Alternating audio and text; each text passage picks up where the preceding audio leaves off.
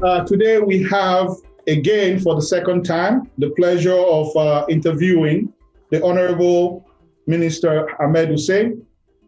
He's the Minister of Families, Children and Social Development, and he's also the Minister responsible for the Canada Mortgage and Housing Corporation, CMHC.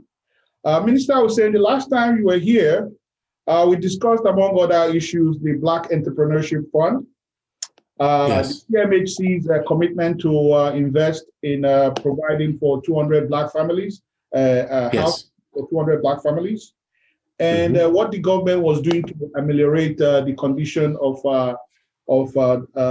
African, Black and African, Caribbean, and other BIPOC communities due to the effect of COVID. Since then, we've had the budget, the budget of 2021. Can you please bring us up to date on what the highlights are, and specifically the ones that are relevant to the African Canadian community? First of all, thank you so much for having me on your program. It is a pleasure to join you. Budget 2021 is really about two things. One is it's to support Canadians as they deal with the consequences and the effects, the negative effects of the COVID-19 pandemic. So we're continuing. Budget 2021 extends the Canada Emergency Wage Subsidy. It extends the Canada Emergency Rent Subsidy and the Canada Emergency Business Account and the Canada Recovery Benefit. So it's about helping workers, helping businesses, but also helping families, and continue to help more support for seniors. 10% increase in the old age security for seniors over the age of 75, starting in 2022, and then this year, a special payment of $500 for seniors. So there's a lot in this budget to support youth, for example, $5.7 billion dedicated and invested in youth for more skills training, creating 215,000 jobs for youth, but also supporting them in school, doubling the Canada Student Grant, making it easier for them to pay the student loans, extending the interest-free moratorium on interest payments, as well as increasing the threshold. For Black Canadians and African Canadians, this is actually a fantastic budget. We saw an increase in we have a program called the Supporting Black Canadians Communities Initiative, and Supporting Black Canadians Communities Initiative, and that program has gone from 25 million over 5 years to this budget providing $100 million just for this year. And that's to invest in the capacity and capital projects, renovation needs for Black Canadian communities, organizations. So we were already doing that with that program, but now there's an additional funding of $100 million to support the building of capacity in Black Canadian community organizations and to do capital projects. A good example of those kinds of capital projects is there's a church in St. Catharines that used to be frequented by Harriet Tubman and many others who were opposing slavery and who were rescuing people from slavery from the United States to Canada, to freedom. And that church was falling apart. It was in really bad shape. And the Supporting Black Canadians Communities Initiative, the capital projects stream, invested $100,000 to fix it up. And that church and that piece of Canadian history will live on. Many other community organizations are being funded. Now that there is $100 million additional, we can do much more, and we will be able to fund many more capital and capacity building projects. The second significant thing for Black Canadians is the introduction of a $200 million endowment fund for Black Canadians. What this will do is the endowment fund will generate revenue, and that money will go to help Black Canadian charities and nonprofits. So it's a $200 million investment in the form of an endowment fund. The endowment fund will generate revenues and profits. There are other examples of those kinds of endowment funds. The nature of endowment funds is They go into a fund. No one touches the principal, but there's investments made through the fund, and the profits are invested back into the community. There is an endowment fund for women called the Equality Fund, and there's a number of them in the market, but this is the first one for Black Canadians. It's $200 million. And how and when it will be unveiled and who will manage it is decisions that will have to be made. But the budget has already allocated $200 million to that. There's also an additional amount of $51 million additional dollars towards the Black Entrepreneurship Program. So that means more Black Canadian businesses will be able to be supported. I'll go through the other ones very quickly.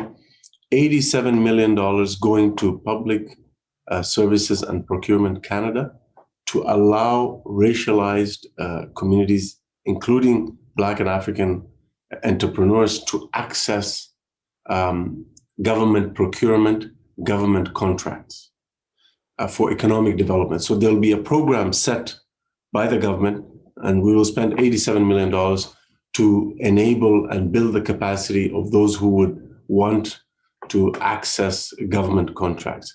$172 million over 5 years to help to collect more disaggregated data by Statistics Canada, disaggregated data by race and other marginalizing issues. $400 million for charities and nonprofits, and $25 million $50 million for the Investment Readiness Fund, and $220 million for the supporting the Social Finance Fund. $75 million over 5 years to tackle systemic racism in the RCMP, and $88 million, some of which will go to community organizations in racialized communities, including Black and African community organizations, to help people obtain pardons and be reintegrated into the community after getting contact with the criminal justice system. So I'll stop there in case you have any further questions or any comments. These are very laudable policies. Now, the taste of the pudding is in the eating, as they say. Sure. One is concerned about the when you talk about, as an example, the $200 million endowment fund, and so if my understanding is correct, the principal will stay the way it is, and then the dividends and the capital gains is what is going to be spent on projects. Now, yes. And how do we, as a community, are we going to be involved in the management of that $200 million? Specifically, so someone like myself who's from the asset management, who has an asset management background, we don't have a lot of Black-owned investment houses in Canada. Yes. So is this the case where the government sets up something and we are not an integral part of the whole value chain? No, it's the other way around. We will ensure that, first of all, there's two ways to do things. One is to just make all the decisions in Ottawa and not talk to the community. That's what the previous government used to do. We're not going to do that. We will talk to the community. We will listen to them on how they would like this to be managed, how they would like this to unfold. And that's how we're going to proceed. By the way, the idea for the endowment fund came from the community. The idea to build the Supporting Black Canadian Communities initiative came from the community. A lot of these things, the procurement funding, that idea came from the community. So what I have been doing together with Prime Minister Justin Trudeau and our Liberal team is we've been listening, and we've been trying as much as possible to respond to the engagement of the community and what the community has been telling us. And that's why you're seeing all these items in the budget. It's because we've been working really hard with the community to get this done. And the government has listened, the Prime Minister has listened, and that's why you're seeing this budget really invest record amounts of money in Black and African communities. Again, the last time we met, we discussed, briefly. At that time, you were not at liberty to give us the full details of the CMHC the special program, the $40 million to create 200 homeowner opportunities for Black Canadians. Yes, I can speak about that, yes. So we spent $40 million. It's a one-time thing. We wanted to test it out to see if this is something that can work. So we spent $40 million and we gave home ownership access to 200 Black Canadian families. Now that we know it's worked well, there's other measures that I am contemplating to see how can we remove barriers to home ownership for African and Black Canadians, because this is something that is really important in terms of providing housing supports to people, but also in terms of building wealth and building intergenerational wealth. So it's something that I'm thinking about, and removing other barriers that prevent people from getting mortgages, that prevent people from getting access to home ownership. And the first-time homebuyer incentive is there as well, where the government of Canada, and that's open to everyone, but I would like Black Canadians and African Canadians to use it more.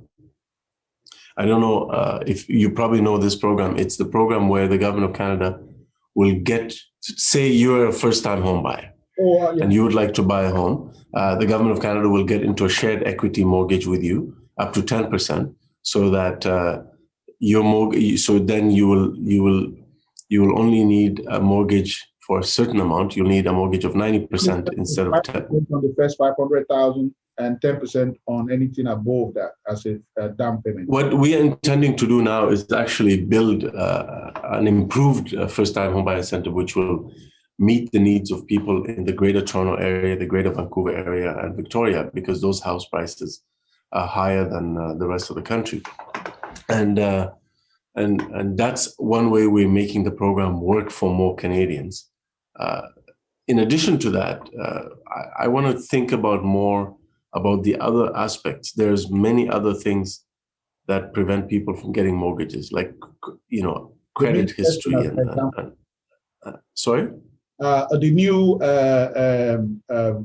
means testing that they now have is becoming right. But there's and there's other more traditional barriers, and so we're looking at all of those to see how we can remove those barriers for African Canadians.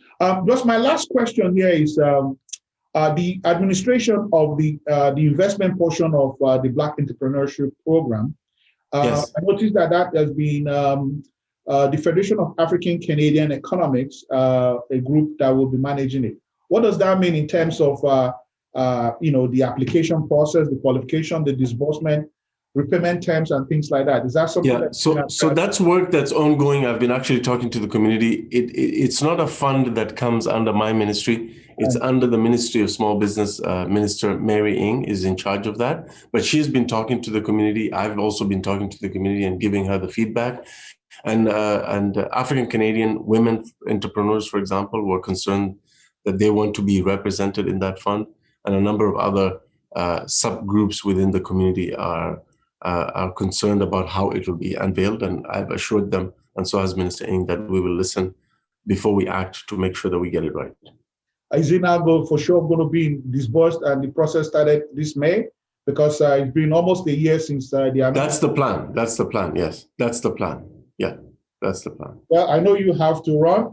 We thank you again, Minister Ahmed Hussein, for always coming to enlighten us and bring us up to date. We must say thank you to your colleagues and the government for all the initiatives. These are things that we in the past, we have not been direct beneficiaries of, but we appreciate the fact that these are dedicated policies towards the African, Black, and Caribbean communities. And we thank you for coming into the show today. Excellent. And we'll have further conversations because we have a lot to talk about.